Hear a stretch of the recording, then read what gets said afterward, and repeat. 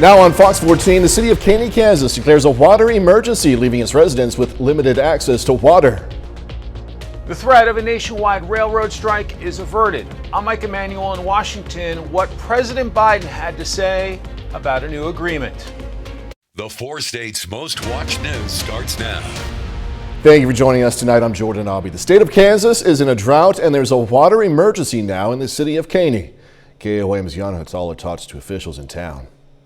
Extreme drought and lack of rain has pushed the city of Caney in Kansas to take serious action to its water usage. We asked the town when we first had a meeting that we needed to conserve water as best as possible.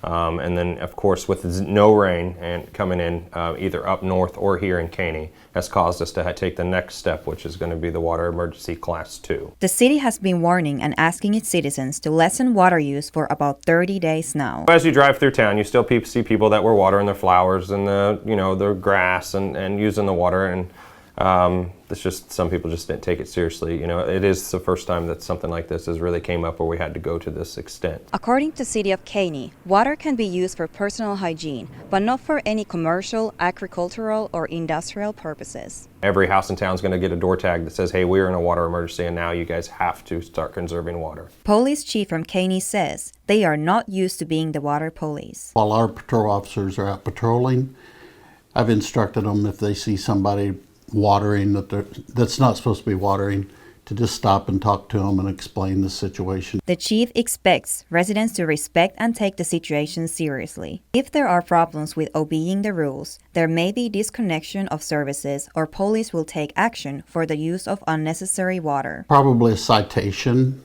to appear in court, and then they would have to appear in court, the city court. For now, the city is only hoping for rainfall. The mayor has been looking for other water sources and contacted another rural water district close to Caney. They would not be able to supply all of the water, but talking to them, it looks like they could supply us at least 40%. In Caney, Yana Hatala, KOAM News. Caney is still unsure, officials there are still unsure on how long this emergency stage is going to last. Parsons police are investigating this after an improvised explosive device was found this afternoon in the 2700 block of Durr. The device was confirmed to be explosive and the area was blocked off. The police are encouraging everyone in Parsons to see it, hear it, report it to police. Construction on a new office building. The $10 million project is going to feature 3 stories, more than 30,000 square feet of space.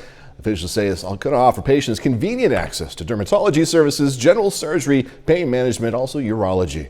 The new building is going to be near Freeman West, which officials say is beneficial for doctors.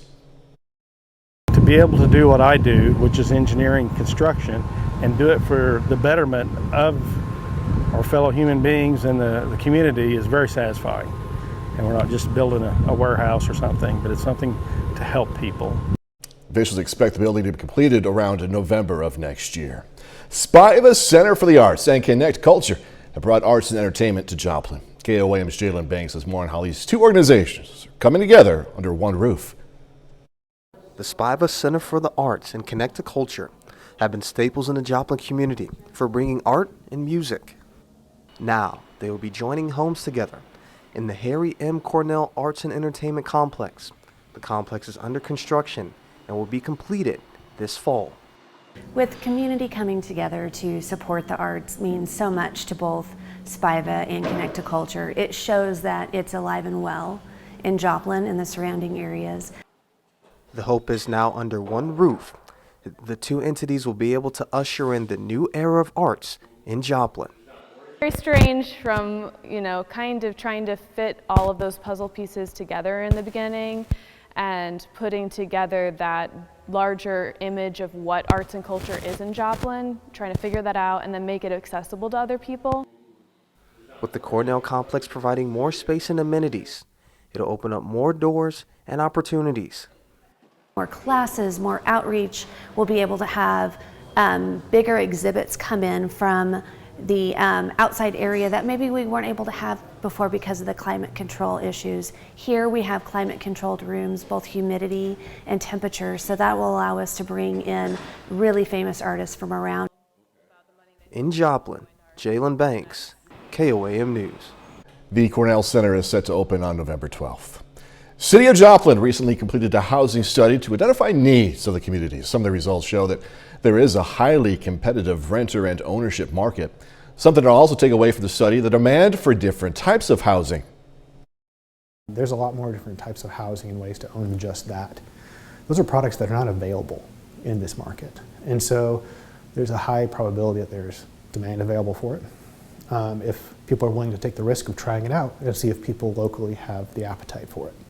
Officials say Joplin has a high potential for diverse housing development in the future.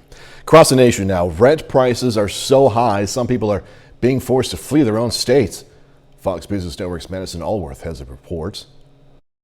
With both rents and mortgage rates rising, Americans don't have many places to turn.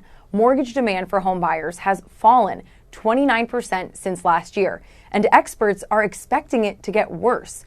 That's because buying that new home continues to become more expensive. A 30-year mortgage rate has now surpassed 6% for the first time since 2008, keeping the rental market hot. We spoke to one single mother in Miami who didn't want to go on camera. She said her rent has increased from around $2,500 to $5,000 a month. Her lease is up in November. She will either have to pay up or move with her son to a new apartment and to a new school. Another Miami resident, Juliana, has been trying to move out of her parents' house for the past year. But with rents doubling in some cases, she's just given up. Honestly, at this point, you just have to continue working hard and hopefully cross your fingers for that promotion. But until then, I'm kind of trying to just be patient and take it easy. She is now trying to save for a house, but housing is a huge driver of inflation, coming in hotter than expected at 6.2%. Housing is well above income levels. Today, the median income is just under $62,000 a year, and the median home price is closer to $500,000. As interest rates rise and housing prices remain high, there's more demand for rentals, which is why landlords are charging, in some cases, double. In New York, I'm Madison Allworth, Fox Business. Railroad and labor unions managed to find a compromise, and an economic crisis appears to have averted. President Biden and members of his cabinet met with both sides to help secure a deal which provides better working conditions. Fox News Chief Washington correspondent Mike Emanuel has these details. The rail system literally is the backbone of the nation. An economic crisis averted, President Biden and members of his cabinet managed to hammer out a labor agreement with railroad and union officials which prevented a nationwide strike. Both sides negotiated for 20 hours trying to reach a deal that satisfied both workers and railway companies. This agreement allows us to continue to rebuild a better America with an economy that truly works for working people and their families.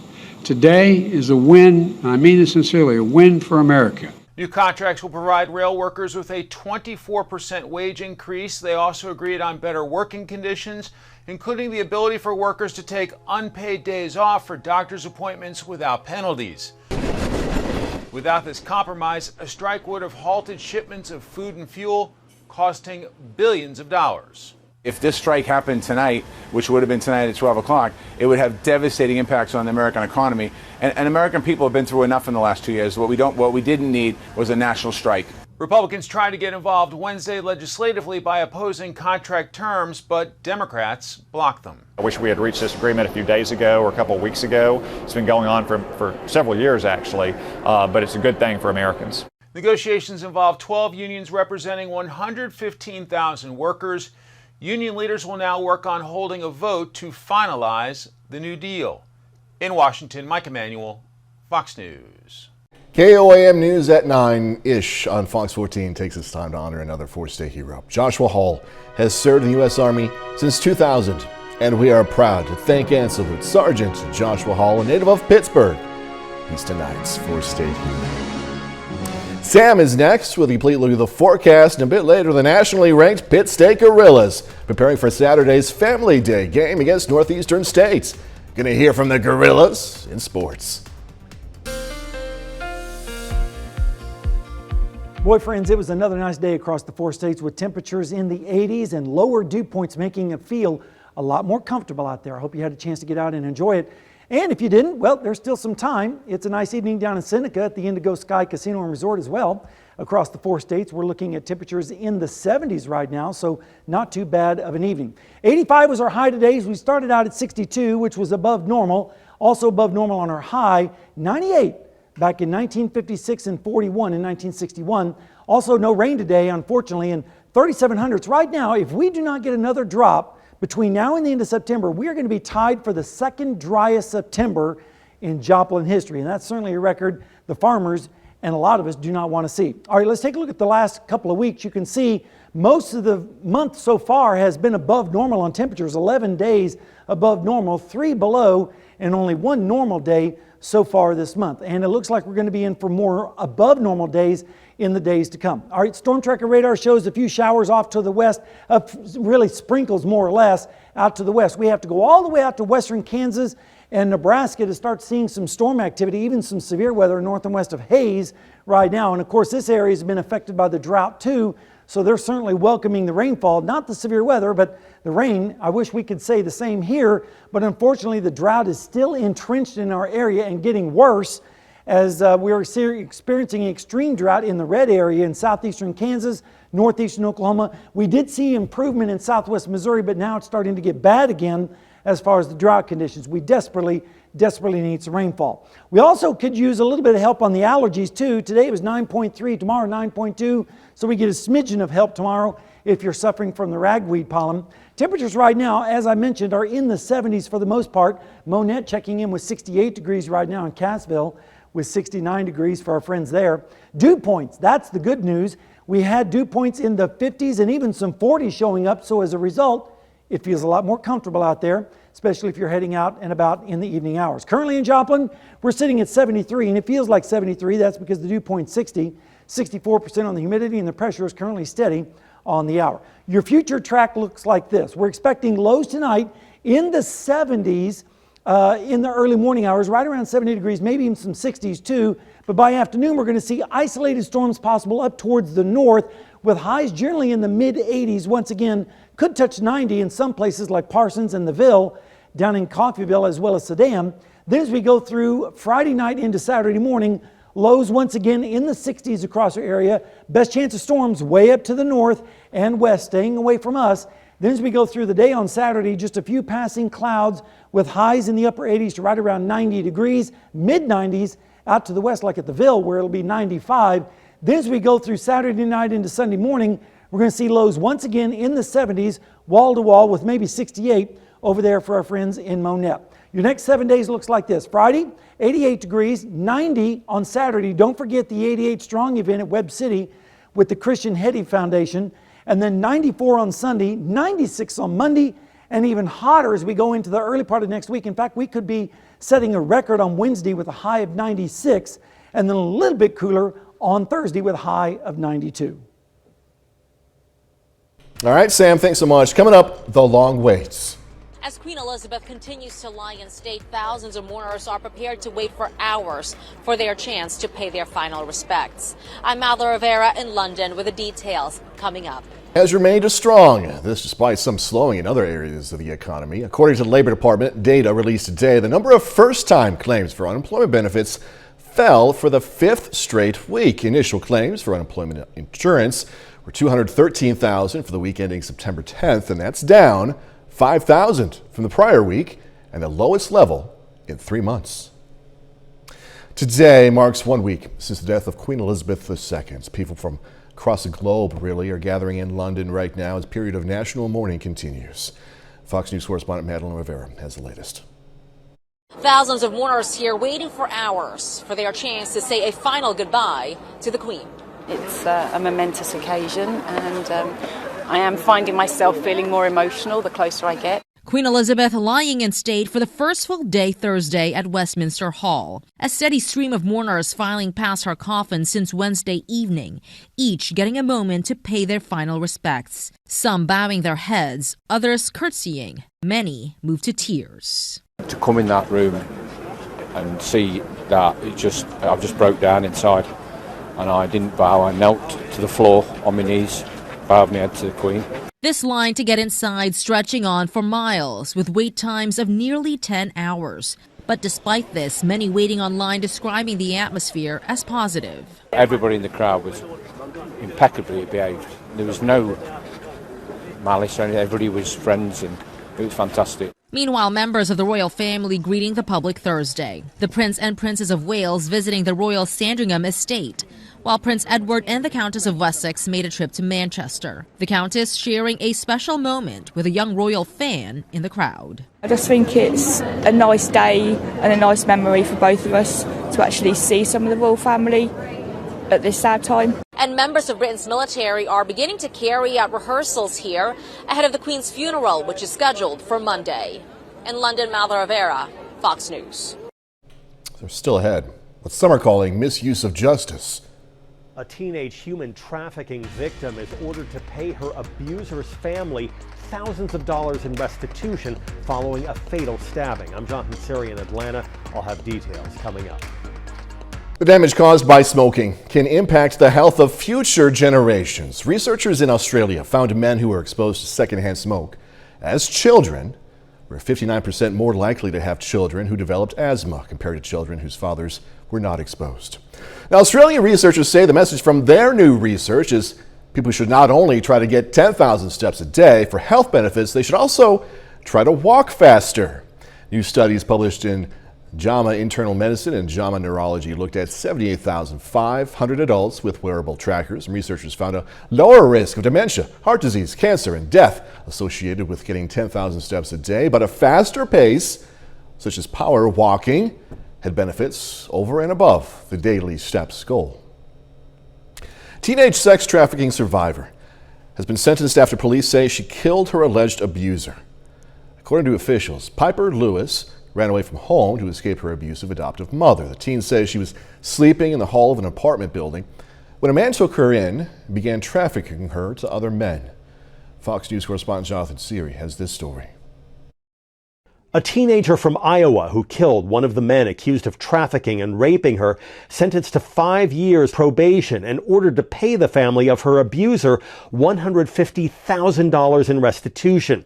Piper Lewis was 15 years old when she stabbed 37-year-old Zachary Brooks more than 30 times back in June of 2020. Prosecutors say they're not disputing that Lewis was a human trafficking victim, but say the teen was not in any immediate danger because Brooks was asleep when he was killed. On Tuesday, the now 17-year-old said she had no choice. I know I made poor decisions that day. What were they? Getting in the car, walking into the house. As much as I wish I hadn't, being in that lifestyle, you're not always thinking, I don't know, it's about survival. Lewis pleaded guilty to involuntary manslaughter and willful injury. Both charges were punishable by up to 10 years in prison. Under Iowa law, restitution is mandatory, and the state is not among the dozens with a safe harbor law, which gives trafficking victims some level of criminal immunity. The teen's probation will be closely monitored. She'll spend the duration of her sentence at a halfway house and will have to complete 200 hours of community service. Lewis will not be eligible for early release, and if she violates the terms of her probation, she could face up to 20 years in prison. In Atlanta, Jonathan Siri, Fox News. Walmart showing off an improved virtual way to try on some clothes. Pretty cool. More on this next. It's taking its virtual fitting room to the next level. The retail giant now using a new implementation called Be Your Own Model. It allows online shoppers to upload photos of themselves, as you see right there, to better visualize how clothing is going to look on them. The upgraded virtual try-on platform is going to feature more than 270,000 items, quite a few. Be Your Own Model is currently rolling out to iOS users who have the Walmart app. That's Apple, of course. It's going to be available on Android devices in the coming weeks. Technology improving so you can look good, right? 30 more minutes, news, weather, and sports coming away. Organizers finish preparing for tomorrow's Four States Music Festival in Pittsburgh. More American weapons could soon be on the way as a major Ukrainian counteroffensive rolls on. I'm Jeff Paul in Kyiv. I've got the details coming up. Social House Entertainment is preparing for the Four State Music Festival. It'll be Pittsburgh State University's first ever country music festival. The festival is going to feature artists like Chase Rice, Cameron Marlowe, and Adam Dolick. An event organizer says there's going to be something for everyone. We've got country music artists, we've got food vendors, retail vendors, we've got VIP lounge, we've got all the cool aspects, art installations, photo ops that you would get at like a 3 or 4 day music festival, but we do it in one day. So you get that true festival experience instead of just going to a concert. Gates open tomorrow at 5 p.m. Representatives of Arvis Bank presented a $5,000 check on behalf of the Arvis Foundation to members of Shine Joplin. Shine Joplin, by the way, is an organization that provides a sense of belonging for adults with disabilities. And an organizer says this is going to help the disabled community, no doubt. What we wanted to do was provide them an opportunity to work, to live, and to thrive within the community. So we go beyond work. We offer a faith-based program. We promote physical exercise, and we have programs for that. We also provide service projects in the community. Grant is going to be used to purchase new engraving equipment, which will be used to train participants to make engravings and other decorative items that can be sold. Well, a new survey says vacationing millennials haven't really checked out until you check in with them on social media. Market research company OnePoll conducted a survey of 3,000 people. More than a third say they haven't had a real vacation until you know about it on social media. Okay? Oh, come on, right? 60% of respondents say they would feel lost if they didn't have their phone when traveling. Is that the point? Get away from everything? The survey also found that millennials are more connected with family and friends when they are visiting new places than when they are at home. Netflix is reportedly sharing its forecast for subscriptions and viewers for its upcoming ad-supported plan. The Wall Street Journal says the streaming giant expects its ad-supported plan to reach 40 million viewers by late next year. The report says Netflix believes 13.3 million of these viewers are going to be from the U.S. The report adds Netflix executives have met with ad buyers looking to reach a deal, and says Netflix has told ad buyers to plan to release the ad-supported tier in November of 2023. Economists were expecting a flat reading for retail sales last month. Instead, there was an increase of 0.3%. For the year ending in August, retail sales are up 9.1%, though consumer prices were up 8.3%. Car sales appear to have been a big part of spending. The monthly retail sales reading, excluding autos, is down 0.3%. Ukraine's army capturing more territory, while the U.S. looks ahead to the next round of military aid, which could come any day now.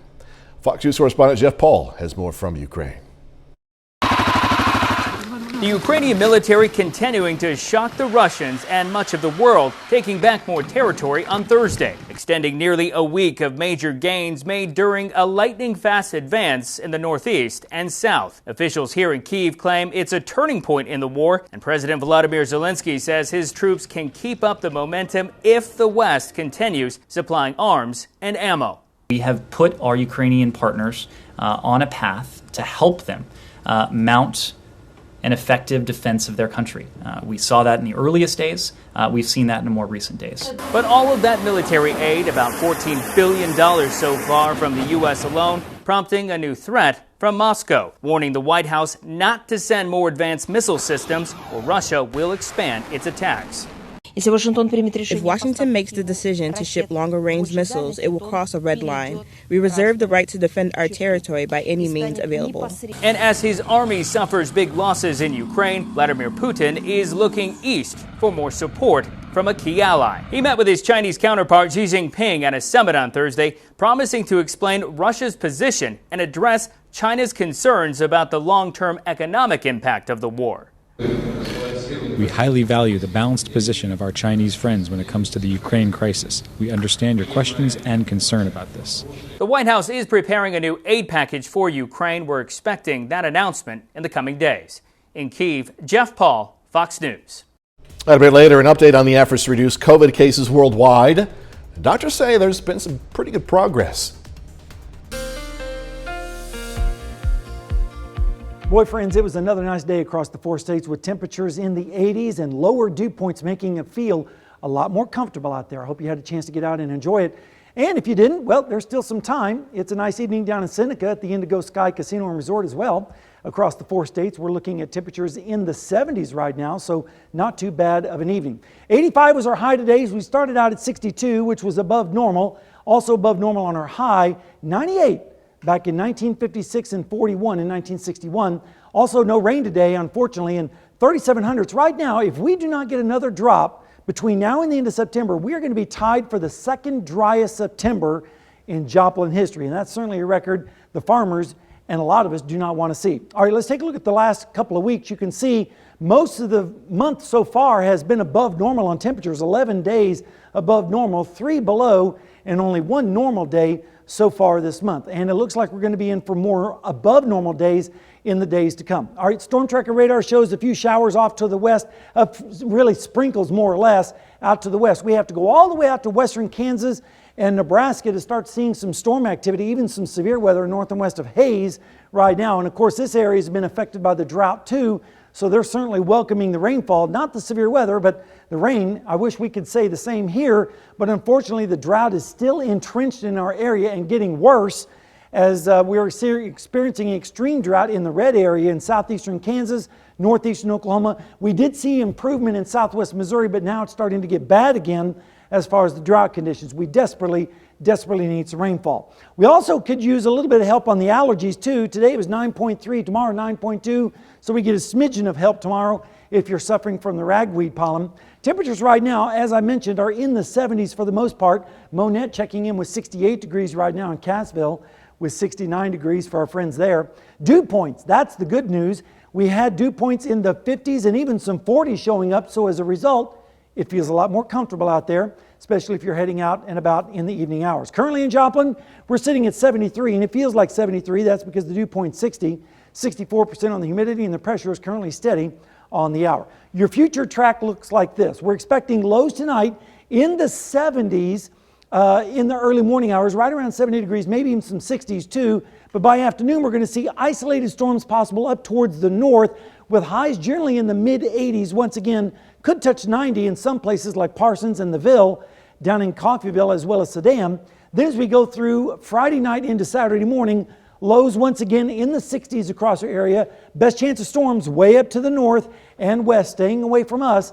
Then as we go through the day on Saturday, just a few passing clouds with highs in the upper 80s to right around 90 degrees, mid-90s out to the west like at the Ville where it'll be 95. Then as we go through Saturday night into Sunday morning, we're going to see lows once again in the 70s, wall to wall with maybe 68 over there for our friends in Monette. Your next 7 days looks like this. Friday, 88 degrees, 90 on Saturday. Don't forget the 88 Strong event at Webb City with the Christian Hetty Foundation. And then 94 on Sunday, 96 on Monday, and even hotter as we go into the early part of next week. In fact, we could be setting a record on Wednesday with a high of 96, and then a little bit cooler on Thursday with a high of 92.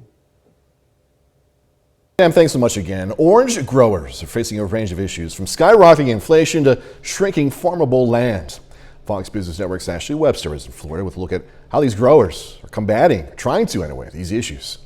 This orange grove in west central Florida will be ready for harvesting in about a month from now. As you can see, these oranges are green, but give it a month and they will be orange and sweet. But because of a tiny Asian insect that's been plaguing the states for, 20 years now, the greening disease it's called, and this is what comes out. It's misshapen, it's small, it's bitter, and it's ruining Florida's output. Now, I want to take a look at the production numbers if we can.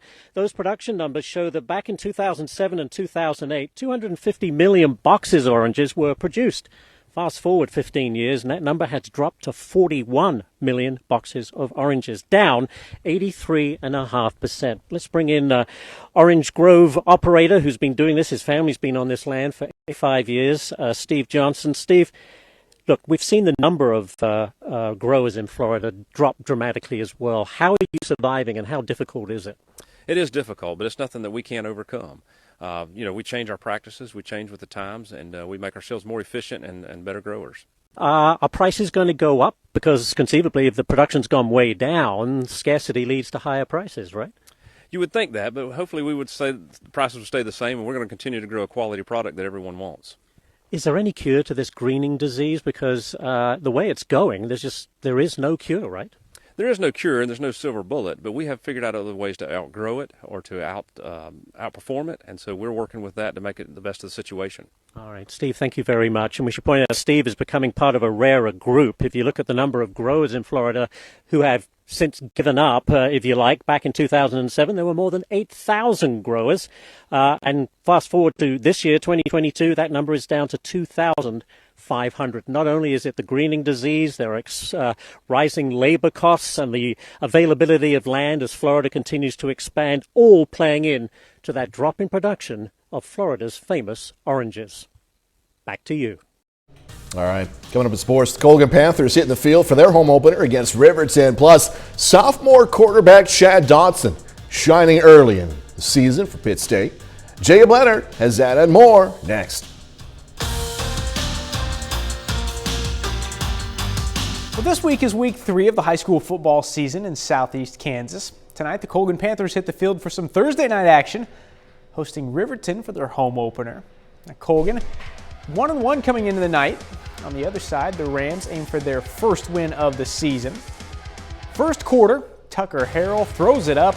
Colin Height wide open into the end zone for the touchdown. Colgan goes up 6-0. Still in the first.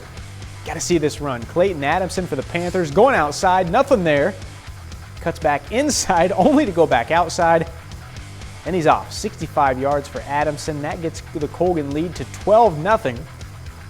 Colgan's defense really strong in the first half. Harrell makes a play for the interception.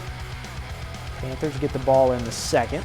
Cooper Simmons, you knew he'd show up in these highlights at some point, right? He gets loose here, 26 yards for the score. Colgan starts to pull away. Back to the Panther defense. It's Simmons getting the interception this time. Gets a nice return, takes it back into Riverton territory.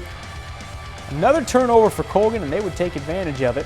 Harrell floats it to the end zone. Connor Van Biesler there for the touchdown. Colgan rolls tonight over Riverton 54-14.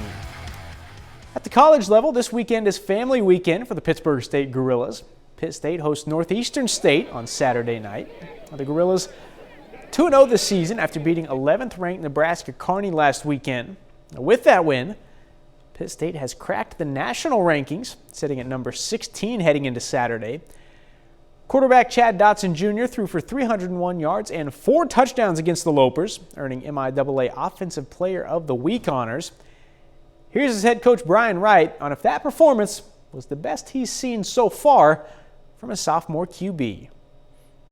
I think so. Yep, it was, and I think as an offensive staff, we, put together a plan for him too to go out and execute and have some success as well, and put him in maybe some better situations than we had in the past, and tried to spread it out a little bit more and let him take what the defense gives you, and he did a great job of that. Just his confidence has just gone through the roof, even through these first 2 games. You can even kind of see it in practice, like his balls have been like, kind of catchable, just nice, and he's just trying to like aim it in there, but now like when we're out there, he's just ripping it in there, and you're like, oh, okay. Finally, big one for the Kansas City Chiefs tonight. Chiefs play their home opener against the Chargers in a big early season AFC West matchup. Now at last check, had to tape this. Chiefs were up 24-17 early in the fourth quarter after a Jalen Watson pick 6. And that's a look at sports. We're back with more news after this. Health officials say new data shows the world, is moving in a positive direction towards ending the COVID-19 pandemic. But those officials also say now is not the time to lose steam in the fight against this virus. Fox News' Ted Linder has the latest on that and so much more. We're not there yet, but the end is in sight. More than 2.5 years after the World Health Organization first declared COVID-19 a pandemic, the agency now says we're in the home stretch when it comes to defeating the virus. We are in a winning position. Dramatic declines in global COVID-19 death rates and case counts are fueling the optimism, with the WHO clocking a roughly 22% decrease in deaths and a 28% drop in new positive cases. Last week, the number of weekly reported deaths from COVID-19 was the lowest since March 2020. We have never been in a better position to end the pandemic. And here in the U.S., the CDC also reporting encouraging results, citing new coronavirus cases across the country have fallen by roughly half over the last 2 months. The most important is that countries have a strong surveillance system in place so they are able to quickly detect if there would be a new variant. But as we prepare to head into the fall, health officials continue advising Americans to consider getting an updated COVID-19 booster shot, with ones from Pfizer and Moderna reformulated to better target the extremely contagious Omicron variant. This comes as medical experts say it's also time to expand on the accessibility and usage of telemedicine and other platforms for online healthcare. We know the power of digital health to transform the healthcare landscape. But now, after the COVID-19, digital is not optional anymore. It's obligatory. Ted Lindner, Fox News. Coming up, check out what's new to the movie theaters, also at-home streaming. The action epic The Woman King, with Oscar winner Viola Davis leading this week's new movies and releases with its highly anticipated theatrical release. Here's a look at this and much more with Fox's Ashley Dvorkin. Ready for war! New in theaters is the powerful, historic epic The Woman King with Viola Davis. Davis stars as a general of the Agoji, the all-female unit of warriors protecting the African kingdom of Dahomey in the 1800s, training new recruits for battle and preparing to fight off European invaders. We have a serial killer on the loose. Sam Rockwell and Saoirse Ronan lead comedic mystery See How They Run as detectives in 1950s London on the case of a whodunit when the member of a play is murdered. Based on a true story, The Silent Twins stars Letitia Wright and Tamara Lawrence as sisters escaping into their own world by only communicating with each other. I'm the space invader.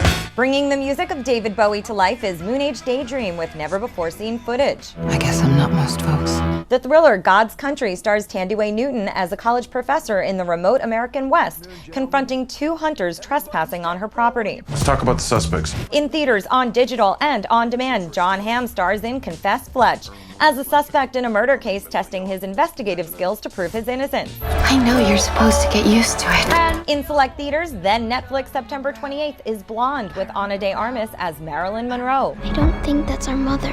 And in early Halloween options, Prime Video adds Goodnight Mommy with Naomi Watts about two brothers staying at mom's house where something is amiss. If only they would just die. While in theaters, Ty West sequel Pearl features Mia Goth reprising her villainous role from X. I'm not really a good person. They've recently announced this is part 2 of a horror trilogy. All will team up again for Maxine, continuing the terrifying tale. In Hollywood, Ashley Dvorkin, Fox News. That'll do it. That's our time for tonight. Thanks so much for joining us. Gonna leave you tonight with video of some, oh, look at those guys, baby penguins swimming or about to swim. Have a good time for the first time at the Shed Aquarium in Chicago. Hey, be safe. Come on, guys, just take the leap. Take the leap. Be safe. Do this all again tomorrow. You can do it. You can do it. We'll see you tomorrow.